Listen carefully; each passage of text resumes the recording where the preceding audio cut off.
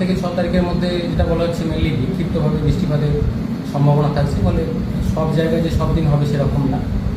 প্রভাব বেশি থাকার সম্ভাবনা রয়েছে মেনলি পশ্চিমের জেলাগুলো, পূর্ব পশ্চিম বর্ধমান, বাঁকুড়া, পুরুলিয়া, পশ্চিম মেদিনীপুর, মেনলি এই সাইডটার প্রভাবটা বেশি থাকার সম্ভাবনা থাকছে এই পিরিয়ডটা 5 থেকে 6 দিন। 7 তারিখ থেকে যেটা বলা হচ্ছে, যেটা আরও বাড়ার সম্ভাবনা, বৃষ্টিপাতের পরিমাণটা, তীব্রতা। এই পিরিয়ডটায় দক্ষিণবঙ্গের সব জেলাতেই প্রভাব থাকার সম্ভাবনা রয়েছে, কম বেশি সব জায়গাতেই প্রভাব থাকবে এই পিরিয়ডটা 7 থেকে 9 তারিখের মধ্যে।